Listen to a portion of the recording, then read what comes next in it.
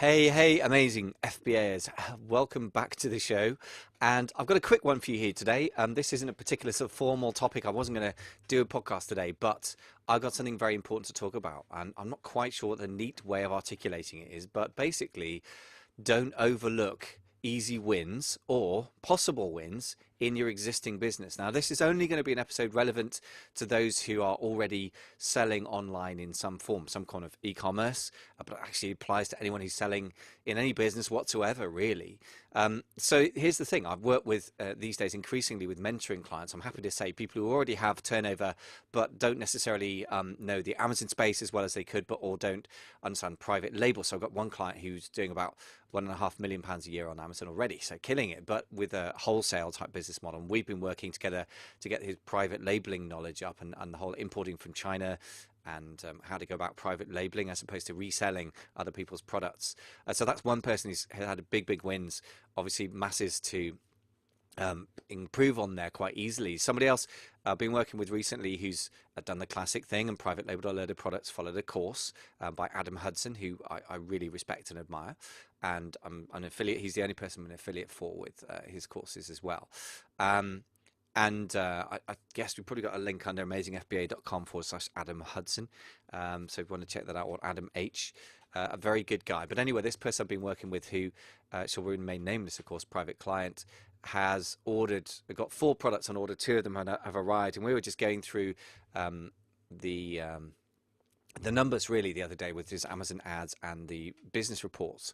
So once you've actually got some revenue, it's very easy for a coach to help you, at least not waste money. But what I love as a coach or a mentor is to work with people who've already got an existing business, because I just spoke to a new potential mentoring client, or I guess he's a mastermind member at the moment, but whatever, we have a relationship and I'm here to help him.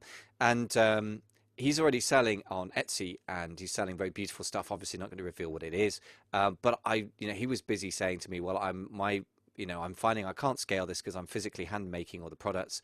And basically I want to look into private labeling, and on Amazon I've got a load of random products I've looked at. I don't want to sell plastic rubbish, cheap rubbish, but on the other hand, I guess it's got to be scalable. I could hear him sort of reluctantly turning his back on his existing business model and going off in completely foreign direction, because his perception was this business model is broken because it can't scale. First of all, he's selling very few units per month, probably because they're a bit overpriced, and secondly, or not overpriced, but too expensive to sell many units. And the second problem is because he can't scale the production side, and he's getting exhausted doing it himself. Even though he likes it, it's not sustainable. He's already got an existing business he's running, so it's not sustainable. So here's the thing. I think it's so important to be very clear about a business model. If you have a particular sales channel or marketing channel like Amazon, powerful as it is not a business model. It is just part of a business model. Now, if you're selling on Etsy and making stuff yourself, then that's a business model you can break into bits as well. So instead of making stuff yourself, I said to this guy, well, actually, in his existing business, a very capable guy, and has an existing business that is a service-based business, and he's already outsourcing a lot of the stuff to people and has a team, and he's hired people. And I said, well, look, surely you've gone through the process of hiring people. You've tried some people, they messed stuff up. You hired other people, they were good. You've standardized the procedures and so forth. And he said, yeah. And I said, look, so you just need to reread the E-Myth by Michael Gerber. He said, yeah, I've actually got a copy of it on the shelf. I said, well, look, got to just reread that. I don't want to, teach my grandmother to suck eggs, because obviously a lot of this stuff already, but you need to just reread it and implement this thing of the idea of the difference between the technician, somebody who works in the business and being very good at a particular craft, in his case making these wonderful objects to sell on Etsy, quite expensive things, selling between about £40, some other things up through to £200, so quite a high price point, quite heavy as well, not the classic weighs under £2 and fits in a shoebox kind of traditional private label thing. And he was sort of saying that, I was thinking I ought to create something like that. And I said, well, look, here's the thing. You've got something that's working. It's not working on a big scale yet, but that's a scaling issue, and that's maybe a marketing issue, price point, etc. But the other thing is the production side is just the question of capturing your design in some form physically and finding somebody to make it. I said, that could be a big job. It could be hard to find somebody who can do that. But I said, you just need to look at the economics and use FBA Revenue Calculator UK, because he was selling in the UK, and just crunch the numbers. And if you find a very similar object to what you're selling, grab the ASIN for that, the Amazon identifier number, the code that Amazon gives the object, and put it into FBA revenue calculator. You can calculate pretty straightforwardly what the Amazon costs are, and then you can calculate what you can afford to spend on getting the product made and shipped to you or shipped into Amazon. And pretty simple, really. So yeah, the devil will be in the detail. I'm not saying it's going to be a walk in the park to find somebody who's capable and has the craft skills of making beautiful objects, nor to find somebody who has the capacity to scale up. But I said, look, everyone gets obsessed with scaling, meaning you have one product line and you sell 1,000 units of it. That's like the old traditional pitch for all the normal standardized what am I saying? Courses for selling on Amazon, right? The private label ones. And sure, that can work. That can be a model. But equally, you could have 10 product lines selling 10 each, and that's only 100 sales a month. But if the average price point is about £100, then you got a nice little business. That could be £10,000 a month business or $12,000, whatever you want. And if you're making a 20 or 30% margin, that's £2,000 or £3,000 a month, or $3,000 or $4,000. Nice little business. I mean, yeah, sure. If you're ambitious, you'll want to scale it up, but there were so many easy wins that potential wins. I'm not saying easy, but obvious, I would say, put it that way, worth exploring. And the overall lesson I took from that is just never, if you've got revenue, if you've already in motion with this e-commerce stuff, then the first thing to do is to look at your business and look for opportunities and problems. You can solve the problems, for example, somebody else is working with, somebody else is very production oriented, who is doing quite well, making a few thousand a month in terms of revenue, but his profitability was terrible because he was just spending crazy amounts on Amazon ads. Like 90% of his revenue was spent on ads. Terrible. So, I mean, we just didn't have a chance to dive into all the numbers before he is paying for in my mind, a very overpriced mentoring program that was like £10,000-20,000 a year or something. Now, he didn't seem to be getting much value from it compared to my mentoring, which is only £400 a month. At that point, it's 500 now, or if you commit for longer, it can be £400. So, by the way, if that interests you, amazingfba.com/mentoring. This isn't the big pitch for mentoring. Having said that, I mean, I have my own coach because it is very hard to see what's going on inside your own business. So if you can have the discipline to look at your business objectively, so this guy, for example, was spending too much on Amazon ads, but again, the stuff he was making, he was hand making at his kitchen table. Not easy to scale, but again, he had that production side down. His branding was beautiful. So in his case, it was the economics. And the guy I was working with today was more about the not the economics so much as the economics meeting the production capability, scaling it up. Although those guys might have things to say to each other. So that's basically a couple of things I would say out of this. One is don't overlook what's already in your business. Don't overlook the problems and turn a blind eye to them. If you're overspending on ads, don't just be blinded by revenue. You need to get profit eventually once you've done a launch. And if you're launched and you're still spending like crazy on ads, you really got to look at ways of making it work. And it could be that you need to differentiate your product better and still get organic sales. It could be that keyword density in your listing isn't good enough. It could be other things.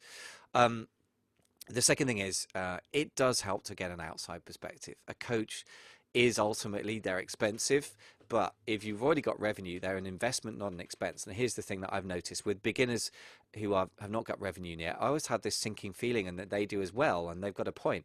And this is the sinking feeling. They're spending money, but they're not making money back. They will in future. I still think it's a great investment for the future, but it's more speculative.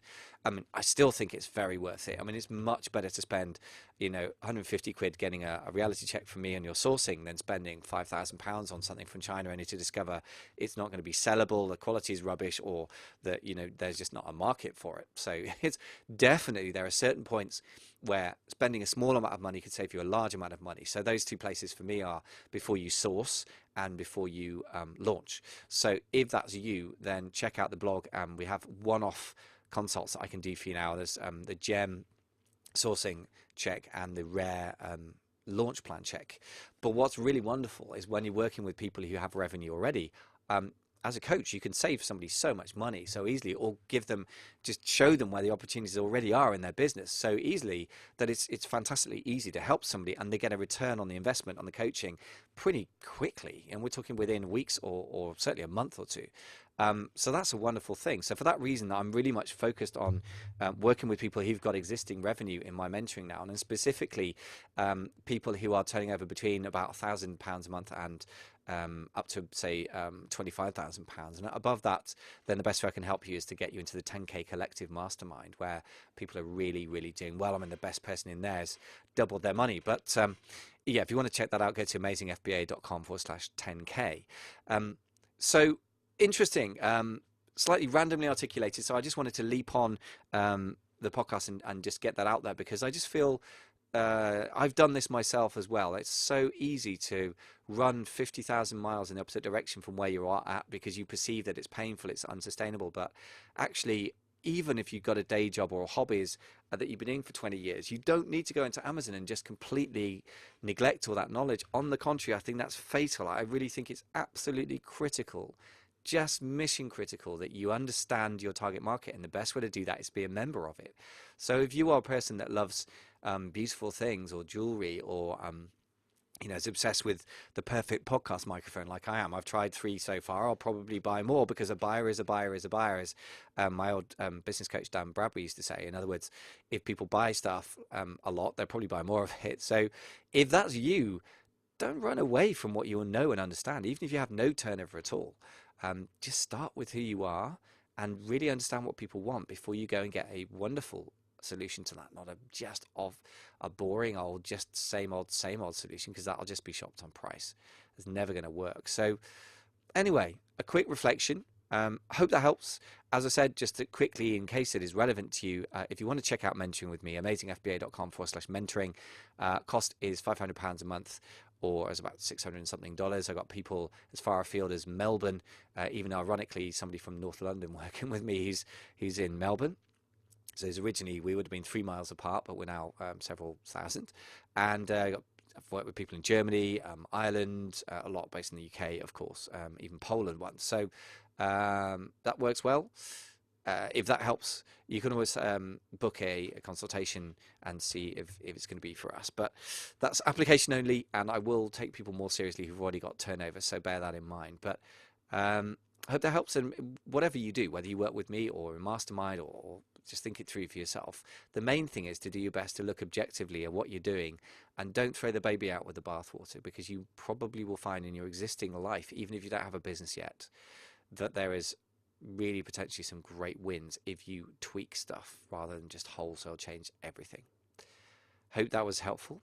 Thanks very much for listening. Speak to you in the next podcast.